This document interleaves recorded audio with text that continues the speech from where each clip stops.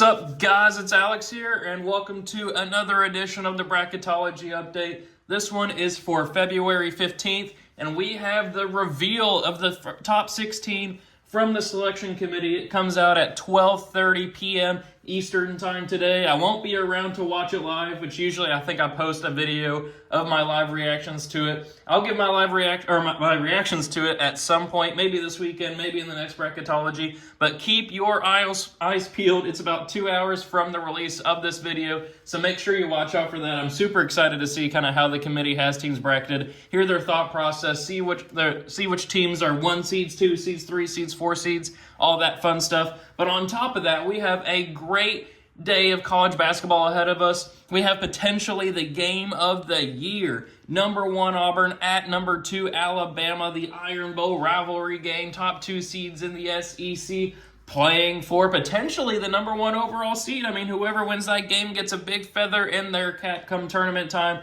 So it'll be a fun day of college basketball. We also got games like Houston and Arizona that will round things up as well. But before we get into the actual bracket analysis, make sure you guys join that Discord server. I have a Discord server for people who want to talk college basketball, who want to talk live games while they're going on, send their reactions, talk to people, just talk about general NCAA tournament stuff, talk about sports, talk about life, whatever you want to talk about. Link to join that is in the description. Hit it up. We've got a couple hundred members in there, hoping to grow it a little bit more as the tournament comes along. But let's go ahead and take a look here at the Bracketology. Top overall seed remains Auburn. They'll probably be that way unless Alabama beats them tonight. Then first team out is VCU. They're putting together a strong at-large case right now over in the A-10. And then the last team in is Georgia. Georgia, a team that was a 7 seed at one point earlier in the season. They are running into the rut that is at the SEC play this year. I think they've lost 4 out of their last 5. They have a strong case to get a win tonight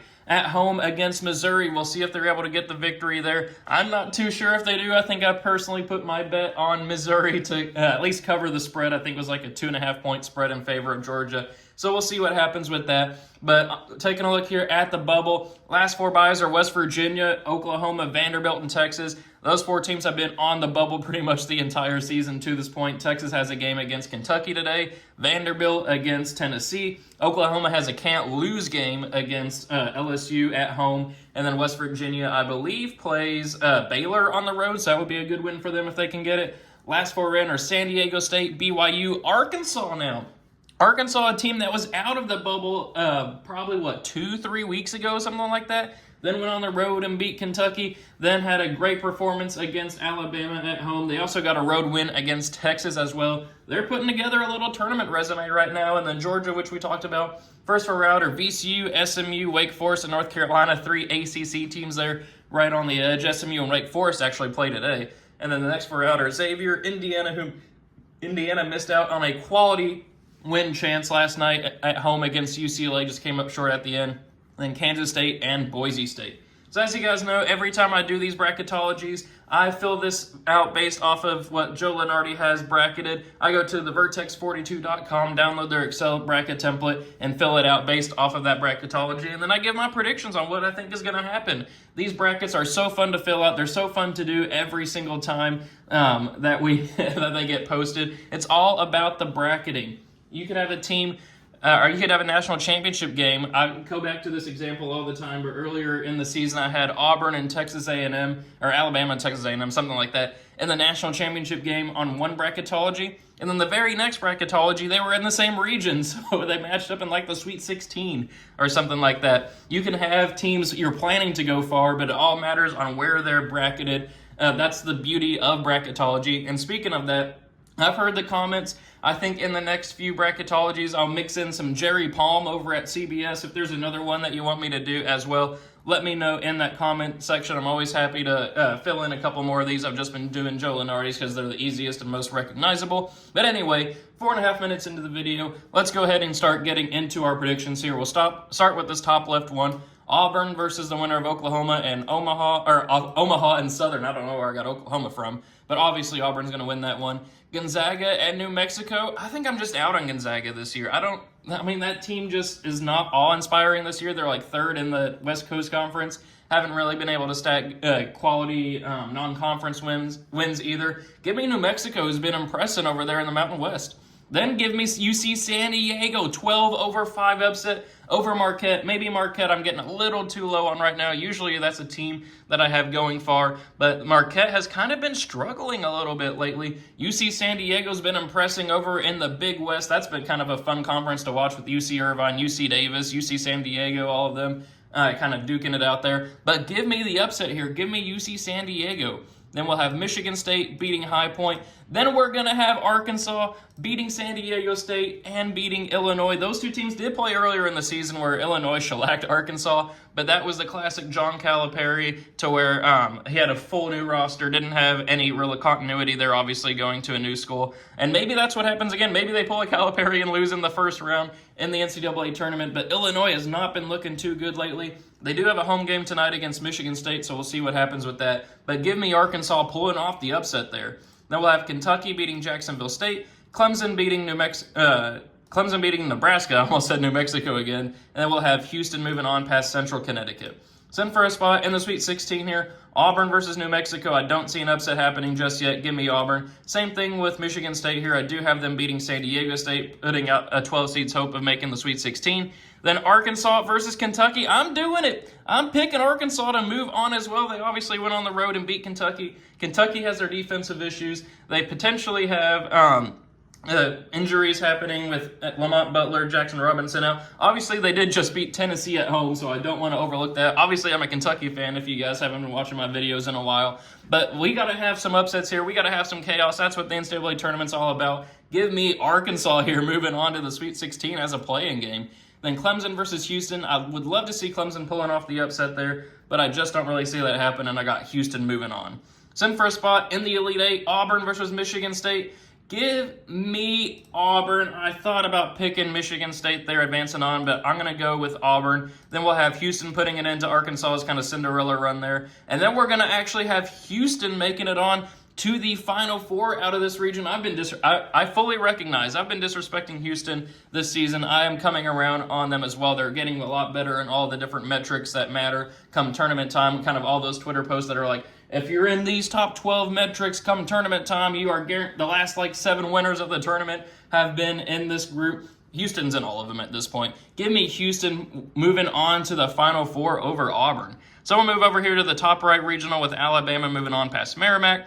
Then we're going to go with Utah State pulling off the slight 9/8 upset over Oregon. St. John's versus George Mason. If you guys have been watching my recent bracketology videos, you know that George Mason's one of my favorite teams to pull off some upsets. But St. John's has been impressing me. I do have to admit, I'm going to go with them there. But then I'm going to keep my upset of Arkansas State over Kansas rocking here. I've been doing that over the past couple of bracketologies I've been doing. I just believe in Arkansas State, man. I just believe in them a lot this year. And Kansas has not been the Kansas of usual. Missouri versus Drake, another team. Drake that can make a huge run in the NCAA tournament. That would probably be a popular upset pick if this was the actual tournament. But I'm going to go with Missouri moving on there. Then we'll have Iowa State beating Northern Colorado. Creighton, one of the hottest teams in the nation, moving on past Oklahoma. And then we'll have Purdue here moving on past Cleveland State. So in first spot in the Sweet 16, Alabama versus Utah State. I don't see an upset happening there. Give me the Crimson Tide advancing on. But then give me Arkansas State moving on to the Sweet 16. How about that? Maybe St. John's is a team that I'm just a little too low on. Maybe I'm just too high on Arkansas State. Maybe I'm trying to make chaos happen. Who knows? It's all about the NCAA tournament. But give me a 13 seed here in the Sweet 16. And then speaking of upsets, we're going to rock with Missouri as well. Moving on past Iowa State, they had a huge road win over Mississippi State. It was 20 points. Maybe that was last week, and I can't remember if that was earlier this week or not. But give me Missouri, who's Iowa State's been kind of faltering lately. Give me the Tigers advancing on. And then also give me Creighton moving on here. This is our chaos region here. Creighton, one of the hottest teams in the nation. They did just lose at home by 4 points to Creighton, or not to Creighton, they are Creighton, to UConn earlier in the week. And then Purdue's starting to right the ship a little bit. Purdue has a big game against Wisconsin today, so that'll be kind of fun to watch. But give me Creighton pulling off the 7/2 upset. Send for a spot in the Elite Eight. We are going to have Alabama put an end to Arkansas State's Cinderella run. Then Missouri and Creighton, we're going to go with Ryan Kalkbrenner and Creighton advancing on to the Elite Eight. Creighton, a team that a lot of people had preseason Elite Eight. They're finally starting to round into form. Alabama and Creighton, I believe these two teams played in the tournament maybe last year. I can't remember who won, to be honest. I think it was probably Alabama or something. But for a spot in the Final Four, I'm doing it. Give me the 7-seed Creighton Blue Jays. They've been playing great basketball. They were on like a 10-game win streak until Tuesday. I think that they're going to have the size. Obviously, Calipari, I don't know if Alabama has anybody down low that can match up with them. Why not have chaos as well? Give me 7-seed Creighton in the Final Four. So we'll move on to the bottom right regional here. Duke versus the winner of American and Southeast Missouri. Give me Duke. Give me Mississippi State to beat Baylor. Give me Ole Miss to beat McNeese. I like McNeese as an upset big. I kind of flip-flop with this one. Every bracketology, they seem to be paired up a lot. Then give me Michigan here over Lipscomb. Then give me Maryland over Texas. Arizona over UNC Greensboro. Louisville over West Virginia. And then Tennessee over Towson. So just the way that these are all paired up, I didn't have any first-round upsets. I mean, I could obviously see McNeese pulling off the upset there over Ole Miss, and then maybe Texas over Maryland, but everything else, I just don't really see anything happening. But then for a spot in the Sweet 16, give me the Duke Blue Devils over Mississippi State. Then give me Michigan moving on past Ole Miss. Michigan's looking really good with Dusty May this year. Maryland versus Arizona. I had Arizona winning the national championship in Tuesday's bracketology, but then they go and lose, I think it was to Kansas State. I was like, you've got to be kidding me that same night. But then I'm going to stick, I'm not going to be too reactionary. I'm going to go with Arizona to beat Maryland there. Louisville versus Tennessee, that would be a fun matchup to watch, but give me Tennessee moving on there. I think maybe next year Louisville could pull off that upset, but not this year. Give me the Tennessee Volunteers advancing on. Then we have Duke versus Michigan here, two legendary programs, but give me the Duke Blue Devils advancing on, where they will face Tennessee. So we do have the cream rising to the top here. 1-seed Duke, 2-seed Tennessee for a spot in the Final Four. I got to go with the Duke Blue Devils, man. They they lost to Clemson last weekend. They have a game at home, I believe, against Stanford today. I mean, I don't have to talk too much about Duke. Everybody who's watching this video knows about Duke this season. So we'll move over here to the final region, bottom left one. Florida will beat Norfolk State. UConn versus Ohio State. This is a fun matchup here. I am going to go with UConn winning this one. I think they were paired up in maybe the last bracketology, and I had Ohio State winning that one. But UConn impressed me with that road win over Creighton. Give me the Huskies continuing their run at a potential three-peat. Memphis versus Yale. Give me Yale. Maybe I'm disrespecting Memphis. Maybe I just don't believe in that squad. I've historically bet against Memphis, and it's worked out for me. But give me the Yale Bulldogs pulling off the upset there, representing the Ivy League. They have a game today against Princeton, which would be fun to watch. Then we'll have Wisconsin here moving on past Akron. UCLA versus the winner of BYU and Georgia. Give me the winner of BYU and Georgia moving on past UCLA. UCLA, that's a team that, kind of like West Virginia, I just don't know what to make of them this year. But then we'll have Texas Tech here moving on past Utah Valley. St. Mary's taking care of business against Vanderbilt, and then Texas A&M moving on past Bryant. So then for a spot here in the Sweet 16, Florida versus UConn. I think this is where a number 1 seed could go down, but I am going to go with Florida moving on as a 1 seed, I think, for the first time this year. The Florida Gators as a 1 seed with Todd Golden. I mean, earlier this season, I don't even know if they were supposed to make the tournament. Maybe they were like a 7 or 8 seed. There weren't too many high preseason expectations, but this team has been great this year. Then give me Yale to pull off the upset over Wisconsin. Got to go with a double-digit seed here in there. So I think, that makes it almost 4 double-digit seeds?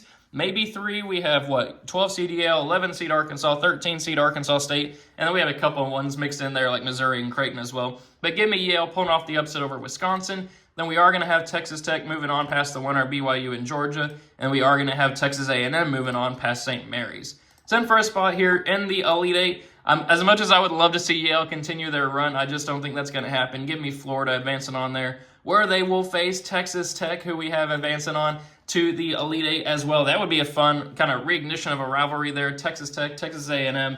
I think these two teams played earlier in the season. I can't remember who won that matchup if they did, but give me Texas Tech in the scenario moving on, which sets up Florida versus Texas Tech for a spot in the national champion, or not in the national championship, in the Final Four. Give me Florida being the only SEC representative in the Final Four. With all this talk about the strength of the SEC this year, in this specific bracketology, I only have one team out of, the 14 SEC teams that made it into the tournament in the Final Four here.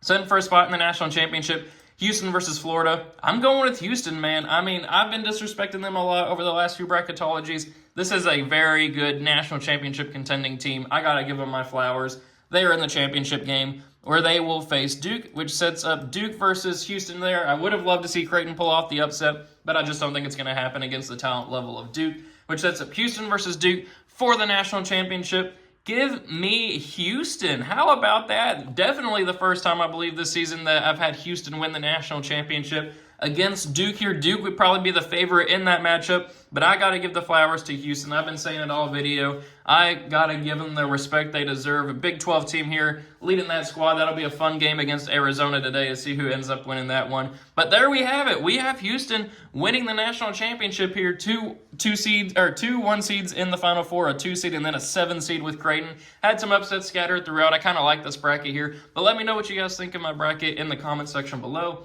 Let me know your own thoughts and predictions as well. Always love to read through those and kind of see what the people are thinking. Thank you guys for watching. Hope you enjoyed it, and I will see you all later.